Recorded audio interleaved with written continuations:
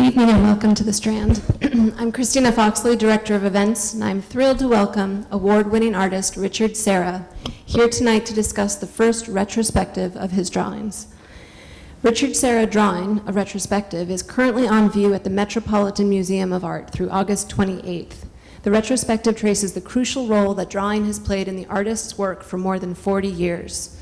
Although Serra is well known for his large-scale and site-specific sculptures, his work has also changed the practice of drawing. The exhibition and the accompanying book show how Serra's work has expanded the definition of drawing through innovative techniques, unusual media, monumental scale, and carefully conceived relationships to surrounding spaces. Serra has received numerous awards and accolades for his artistic achievements. He is a member of the American Academy of Arts and Sciences and has received honorary doctorates from Yale University and others. In 2008, he was named a Commander of the Order of Arts and Letters of the French Academy and was decorated with the Order of the Arts and Letters of Spain. Following his presentation, Mr. Serra will take your questions. Please wait for the microphone and stand before you speak. I'll be walking around with it. I will then invite guests up to meet Mr. Serra, starting with the front row. He's going to stick around and sign books for everyone, so please remain seated and patient. You can purchase the books downstairs on your way out of the store. Please join me in welcoming Richard Serra to the Strand.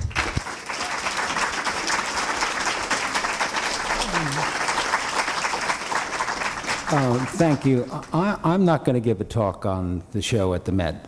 I'd like you people to see it if you haven't seen it. If you have seen it, you can ask questions. If you haven't seen it, you can ask questions. I think I can probably be more useful to you in the short time that we have together to answer questions and see where that takes us in relation to the show. But I don't want to interpret the show, and I don't want to do a walkthrough here because we're not there, and I don't believe in postcards. So we'll just open it up to anybody who wants to ask a question. And if nobody wants to ask a question, I'll just sign books and get out of here. Any questions?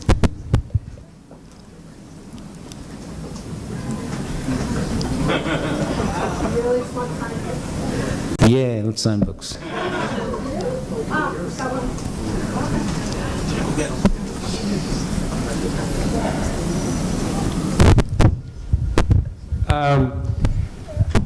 When I was walking through the exhibit, I noticed about a third of the way into it, large drawing. It was from floor to ceiling. I would guess it was about 18 feet. 20. 20. I asked the guard, how is it that drawing happened to be exactly the same size as the wall of the museum? Was it cut down or was it made for that wall? Which I was surprised. Did the guard answer you? He said, I'd never thought about it. He said, but, what did he tell me? He says, it just happened to be. I said, no, that's not possible. You know, and it struck me as something to note, you know, and I didn't think of you drawing. The piece was originally made for the Whitney. It went floor to ceiling, and it was of a different height. And then when this exhibition came up, we made a piece taller than the space, which is 20 feet, stapled it to the wall, and cut it on the bottom. When the show goes to San Francisco, I think the room's 18.9, we'll cut it again. So in each installation will go floor to ceiling, we'll probably use the same piece of canvas. And I'm not precious about it, so if it ends up in Houston and it's, you know, less than that, it's going to be less. If I ever have to make the drawing again for another installation and that comes up, then I'll make it according to the context. But I don't want to make a work that's about the space and then do it in another space if it's already, I have a space available to do the drawing. There's the same thing with the piece at the end of the room, Union, which is two 20-footers that are in the flanking walls. That will be cut down in San Francisco also. Anybody else? Sure.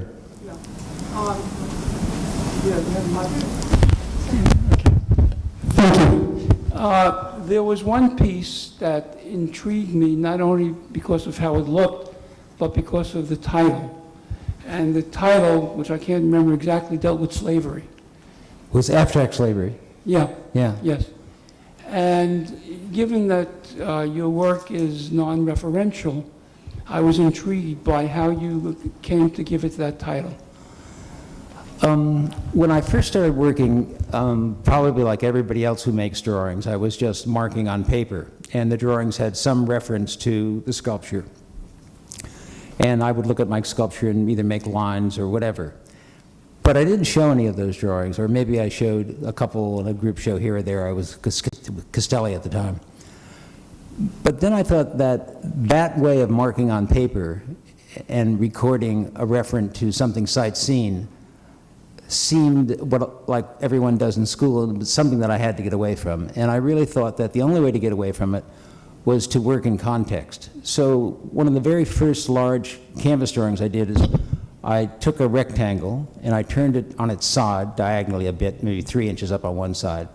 And I cut the short side perpendicular to the floor, which means it's parallel to the end wall or parallel to the corner, which means that basically you're cutting a trapezoidal shape, but you're cutting it in context, so it gives it a relationship to the room.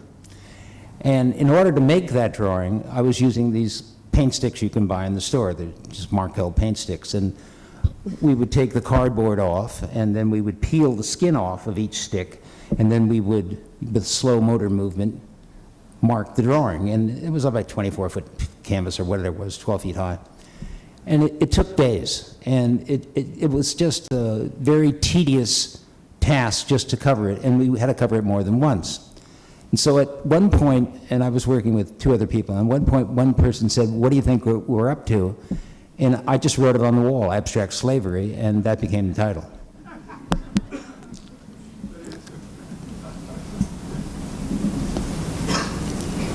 Anyone? Yeah.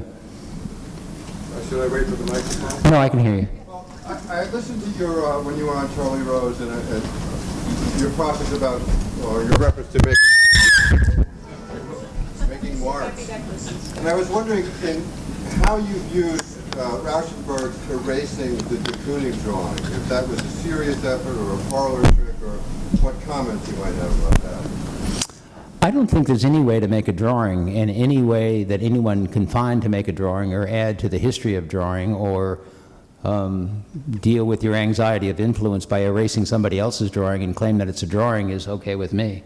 And so I think however you make a mark and whatever procedure you use and whatever tools you make up for yourself is probably better than using somebody else's tools. So I would applaud Rauschenberg for trying to destroy a father figure, and maybe he was successful at it, I don't know. It's probably, for Rauschenberg, it was probably very difficult every day to get up and face de Kooning, and he had to do something about it, and so he said, "Give me a drawing and I'm going to erase it." And de Kooning, to his credit, did one with a very hard pencil, which made it very difficult to erase. I see it as a collaboration, to tell you the truth, and a useful one.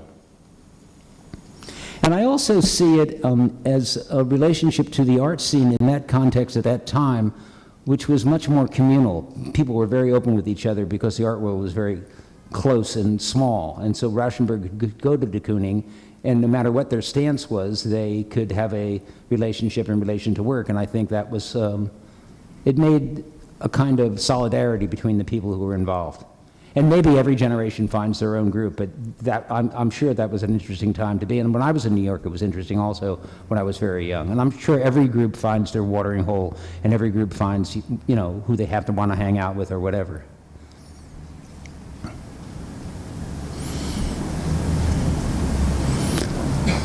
Anybody? Yeah. At the show, there's a, thank you. At the show, there's a collection of your sketchbooks. And since sketchbooks are not site-specific, you carry them everywhere. Uh-huh. How does that kind of translate to when you're taking those ideas to something that's very site-specific? Well, let me back up a second. Did you say that the sketchbooks weren't site-specific? Well, I'm just saying they're drawings that go everywhere. They're not a drawing that's made for this space. No, they're made for that book, and if I'm in Egypt, I make them for that page in that book. And if I'm in Egypt and I'm making a day book of an entire book of sketching, and I know beforehand that I really want to make a day book of like a sketchbook that's complete within itself, that becomes a task in and of itself. Whether or not the drawings are sufficient to let out to the world or not is a whole other question. I don't always do that, but on occasion I have done that. I did it in Machu Picchu, I did it in Egypt. I've done it a lot of places, actually. But other notebooks, which I carry every day, I didn't bring one tonight because I was afraid I was going to lose it, but I make notations every day. I don't call them sketches, I call them notations. And they're everything from diary entries to rigging notes to thoughts on what I have to do, to addresses, to prices, to whatever. But then there are, and those books also contain drawings. But then there are books that are entirely just drawings. And 5 of those books have been made by Steidl, actually, the same person who did this book, into similes, and they put in a little cardboard box, and they're practically giving them away up there. They're very reasonable. And they're very true to being a replication of what the books are. And the reason I showed the notebooks is I think if you go through that show and you have no notion of who the person is or what the person's up to, it gives you a kind of subtext or a grounding to what that person does every day in relationship to how he goes about observing the world. And I've never let them out before, and I don't consider them, quote, art. I consider them like my notebooks. And I don't sell them, and I've never let anybody look at them. But Gary Garrels, who's the curator from San Francisco, when we were doing the show, happened to see a few of them. And he said, well, why don't we just show some of these? And I remember seeing Johns' notebooks at not the Tate, it was the other place in London.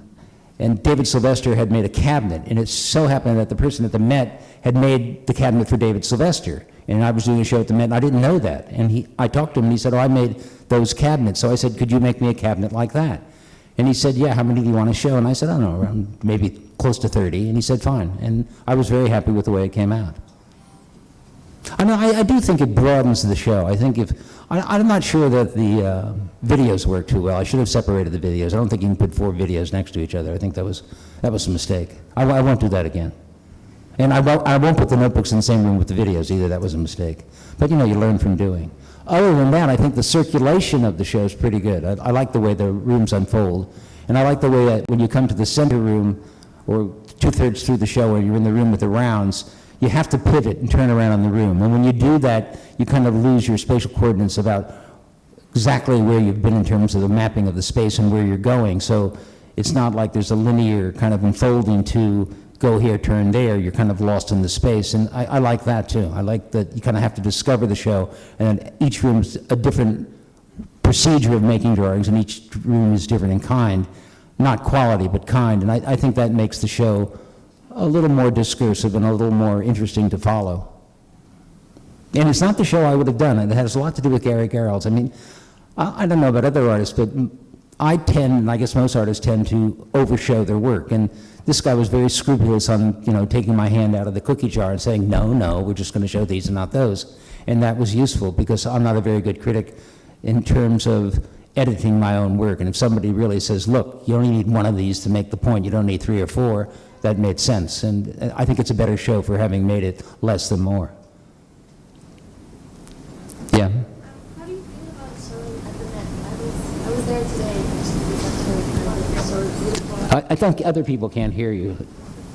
I was today at the Met, and I thought the show was very beautiful. And then I observed there were 2 elderly women that were strolling by, and I'm sure they don't know who you are and what you do. And I've heard this before, that they were looking at the work and they said, oh, I could do this too. And then the other one said, my mother can do this as well. And then the other one said, well, Rothko did it as well. And I just feel like in a place like the Met, I mean, what's your response to the people that go there, and how far should they be kind of educated before to know what the work is about before seeing it? I think audiences are self-selecting. And I think people who have a need to understand the work will understand the work, and people who don't won't. The first week that they opened, and I think it's a great show actually, that Savage Beauty show, the McQueen show.